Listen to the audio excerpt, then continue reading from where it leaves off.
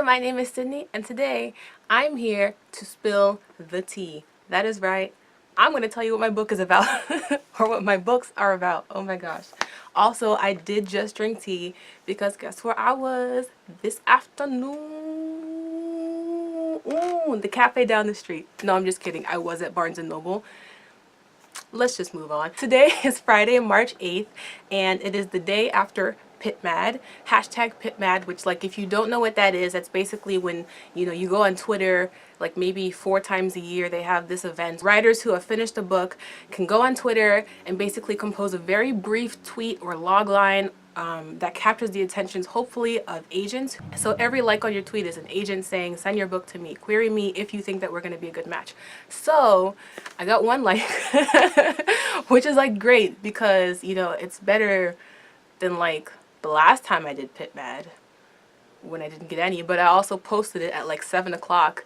And so there was less than an hour left to go because I had forgotten about it. But this time I was ready, I was prepared. I spent a good amount of time on Wednesday crafting my tweets, my summaries of both Stormcloud and Pitchfork.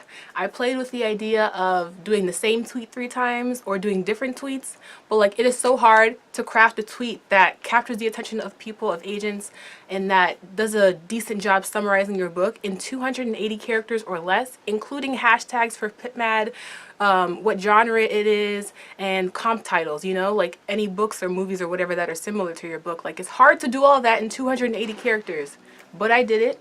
And I thought, just to kind of kick this off, I would read you my tweets. I'll read you a tweet from Pitchfork, and I'll read you a tweet from Stormcloud. My favorite of the bunch, or the one that actually got at least a little bit of attention. I got a few retweets, not a whole lot, and the retweets are just like people being like, hey, I like your book, but I am not an agent, but I'm trying to boost this so hopefully more people can see it, more agents can see it.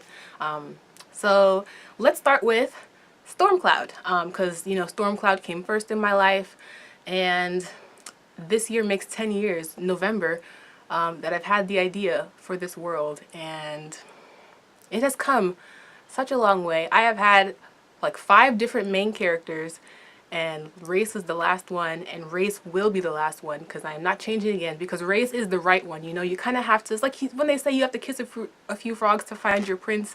Race is my prince. So the comp titles I used were Last Airbender and Shatter Me, so very popular cartoon TV show and a YA book. And the reason I picked those comp titles, well, I'll get to that. I'll explain that part after so it actually makes sense. I'm so nervous. Oh my gosh. Wielders execute every storm, quake, and migration on Earth. Race isn't a wielder, yet the sky and plans bend at her will. The Earth Pyre sees her as a threat, but she sees a way to find her hidden past and the family she never knew. Hashtag PitMad, hashtag YA, hashtag fantasy, hashtag interracial something characters. I forget what the M stands for. That just means that the cast of characters is, diverse in terms of like ethnic makeup. And so, boy, is it. Oh my gosh. Okay. Stormcloud, what it is about, I won't tell you the actual title right now, but I just figured because I've put some things on Twitter. I've applied to PitMad before where I sort of described my book, and now I've applied to this PitMad, so there's a bit of information about what my book is about out there already. Plus, I also posted my query letter online, or a summary rather, that's kind of like a query letter, on Goodreads when I was looking for beta readers. So it's kind of like, if you want to know what my book is about, the information is already up there, so it doesn't really make sense for me to keep a secret on my channel when it's already kind of out there. Plus, I just kind of feel like I'm ready to tell you, I'm super hungry right now, and it has nothing to do with anything except for the fact that I sat down to film this video instead of eating, but that will come later. I promise, Belly. So Stormcloud. Stormcloud is about my main character named Race, and her name is short for Araceli, so Race is just right there in the middle of it. But it's also interesting because, race is like, it means ethnicity, it means like to run a race, and so it's got these other connotations to it, which I didn't intend, but kind of like, I'll take them. I'm not mad at it. In this world, it's modern day times, it takes place in our world, and there's this thing called the Earth Pyre. Actually, back up a second. There's this species called serialized, and if you didn't know, my story is fantasy. There's these species called serialized, which is basically half human, half nature creatures, and they've existed alongside humans basically for the entire existence of humans, but they're human. They look human, The only thing that's different about them on a purely aesthetic level is the color of their eyes, which can tell you which region they're from. And these seriads have the ability to manipulate some elements of nature. Not all of them, but kind of like a select few of them have this ability. And even the ones who do have this ability, not everybody is allowed or legally allowed to use their ability.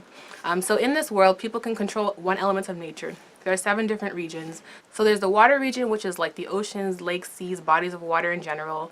There's the ground region, which is like the tectonic plates and the movements of like the physical, you know, like bedrock of earth and sand and all that kind of stuff. There's the fire region, which is kind of just like, there's temperature, but there's also actual fire, so like forest fires and that kind of thing. You've got the forest region, which is all the plants on the earth, marine plants and plants on land. You've got the valley region, which is all the animals. This could include humans, but in this world they don't control that because that's just morally against what they believe. And then there's the sky region, which is basically the weather. There is one more region, but I won't get into that right now. You'll just have to read the book once it's published to find out what that is. And it's not that much of a spoiler because it happens in like chapter 4 or 5. Then there's the Earthpire, which is basically like the Earth's empire. That's what I just shortened it to, Earthpire. And that's just where basically the seriads who are in charge of controlling basically everything on Earth. They're in charge of all the hurricanes that happen. They're in charge of like all the earthquakes. They're in charge of like all the animal migrations and, you know, new plant species that are created or extinctions and that kind of thing. They're in charge of basically how the world works. They're basically Mother Nature's servants. The Earthpire is kind of like this exclusive land.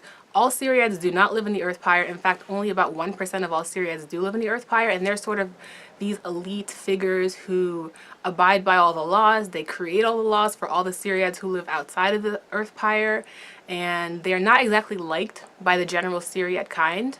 But there's one big thing that they've done, and that's they've basically created a suppression which suppresses all seriads' powers who don't live in the Earthpire, because there's this whole thing with like thousands of years ago, seriads kind of went crazy controlling the environment to the point that they actually started hurting Mother Earth. So the Earthpire came along and they implemented laws that prevented seriads from being allowed to manipulate the environment unless they worked for the Earthpire, because in the Earthpire things are regulated, so things are done as needed and not just because, you know. And another thing you should know about seriads is that seriads only belong to one region. They are only sky seriads. They are only water seriads. They are not more than one. That's basically impossible, or so they thought.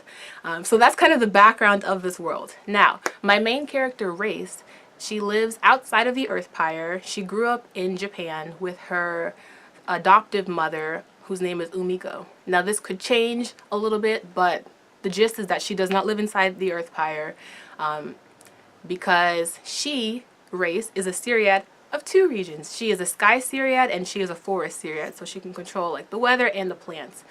And so there's this big kind of secret where her mother keeps secrets from her, and she hasn't exactly told her the truth about how Race became this way, because Race knows that she was not born this way, or at least she doesn't think that she was born this way. And so her adoptive mother, Umiko, has been keeping all these secrets, and it harbors this anger in Race and this kind of resentment, and she just basically wants to know more about who she became, because she's lived her entire life in hiding, because if she's discovered by the Earthpire, she could be killed, she could be stripped of her region and made human, she could be exiled from her region, and if you're a seriad who's outside of your region, you've maybe got a few days before you die. You know, if you're a water seriad, you have to be near water or else you start dying of region sickness. So what happens basically in the beginning is, through a few series of events, Race ends up accidentally basically alerting the Earthpire to her location, because the Earthpire can track when there's big uses of these seriads' powers in the environment. So if a seriad outside of the Earthpire is creating like a big storm or something, they're going to know about it and they're going to be able to find that seriad. So Race kind of does that. So the Earthpire arrests her, and they take her into their lands. And then from there, it's about kind of like Race trying to cope with this new situation, because now she's away from her mother. She's discovered, so people now know who she is and they're afraid of her. They think she's really, really dangerous. But all Race wants to know is how she became this way and to learn more about who she is and her past. One of the themes that I cover in this story is like belonging, not really belonging to any one place, so feeling like an outcast, you know, where you're not really enough of one thing, you're just kind of a little bit of a lot of things. And so Race has to deal with that. And yeah, and so I guess that's kind of the gist. Yeah, I don't really know how much more to tell you because I don't want to spoil anything. This story has been with me for so long. Back in 2009, November 2nd, I had the idea that I wanted to create my own species. And so after some research online into different mythical creature legends that are already out there, I came across, like, the ones that I was kind of drawn to were like naiads and dryads. And so I kind of based my seriads off of that. Like, my name is Sydney, so that's where the SY of seriads comes from. I don't know where the R comes from. I just thought it sounded cool. But yeah, so that's where that came from, is just like, you know, different seriads who can manipulate different regions. Maybe you can kind of assess why I picked The Last Airbender as one of the comp titles. And I picked Shatter Me because if you read the book Shatter Me by Tahir Mafi, the main character Juliet has this power that makes her sort of dangerous and feared by other people, and she sort of spends her entire life isolated up to a point where the story really kind of gets going. And so that's why I picked that comp title. But yeah, so that's that. I guess we'll talk about Pitchfork now. Pirates of the Caribbean and Stalking Jack the Ripper. So those are the comp titles I picked. And I picked Pirates of the Caribbean because if it hasn't been revealed on this channel before, if you haven't already figured it out, Pitchfork is a ship story. Like, it takes place on a ship. The ship is not the main element, but it's a pretty big part of the plot. And then Stalking Jack the Ripper takes place in the late 1800s. It's kind of a story with a very kind of dark vibe. And there's a mystery being solved. So that's why I picked that as my comp title as well. So Pitchfork, let me read you the tweet that I put for PitMad. When Amber wakes without memories on an 1893 ship, she discovers she can influence events by drawing, and her dreams, or memories, of a girl in an asylum lead Amber to sail the world over to find her answers and a way home. Hashtag PitMad, hashtag YA, hashtag historical fantasy, hashtag fantasy, hashtag interracial characters. So what this story is about: my main character Amber, from the beginning of the story, she wakes up on a ship, or she wakes up in a coffin basically, and she doesn't have any memory. She doesn't remember who she is. She doesn't know how she got where she is or where the heck she is. And so once she gets out of the coffin, like, she starts banging like, "Let me out." And it turns out she was in the middle of a funeral, but for somebody else. But somehow their body disappeared and she ended up in a coffin inside. She realizes she's on a ship. All the people are sort of foreign, like ancient looking, like, not ancient, like sort of antiquated. Like, they're dressed in old clothing. They're talking in weird accents and weird sort of, their sentences are kind of weird and whatnot. They assume that she's a stowaway and they lock her in the brig. There's this character named Sebastien, which is like the French Sebastian, and he, as if I needed to explain that. And so he's the one that actually takes her to the brig, but he also kind of interferes because the captain is about to throw her overboard for being a stowaway, but he kind of interferes, like, "Hold up now, we can't just throw her overboard, we have to be official about this, you know, just lock her in the brig." Amber's kind of like, well, she doesn't know her name is Amber at first, but she figures it out by the end of the first chapter. And so Amber's just kind of like, who is this dude and why is he defending me? So then he locks her in the brig, and thus begins a series of events where Amber is trying to figure out what the hell's going on, how she got there, where she came from, when she came from, because she definitely is not from 1893. Now, I mentioned in my tweet the girl in an asylum. In the first, like, I think in chapter 3, she starts having these memories of this girl, and she doesn't know if it's herself as a younger version of herself, or if it's a completely different girl altogether. But she's like, why am I seeing these visions, these memories in my head? So the girl is trapped in an asylum, and then you'll learn a bit more about her as the story goes along. The story is told in two perspectives, Amber's and this girl's in the asylums. There's a few chapters told from Sebastian's point of view and a couple other characters, but that's just a handful of chapters. Also, Amber kind of discovers that she has this ability, which I like to call enchanted drawing, which is basically she draws something and then it comes true. So that is all I'll say about that story. But yeah, and so that was a lot of talking. I'm a little less hungry than when I started. I think that's just because the hunger has subsided, but isn't it weird how time works like that? I've said it. I have said the stuff that I have kept secret for so long, it feels like, you know? But it's out there now. Don't steal my ideas. It's copyrighted. I have the proof right here. Look at the timestamp on this video.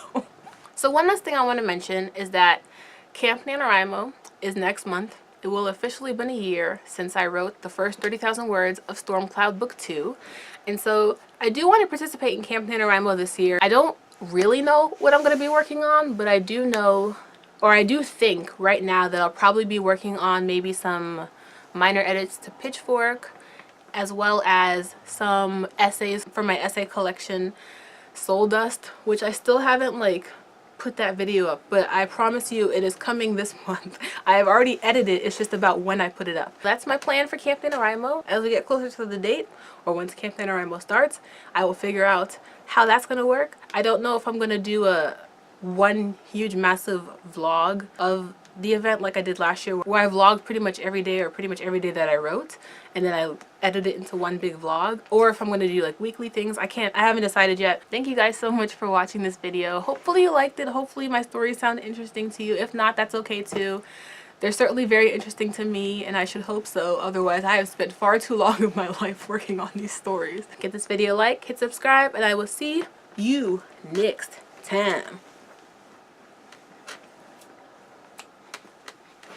Toodaloo!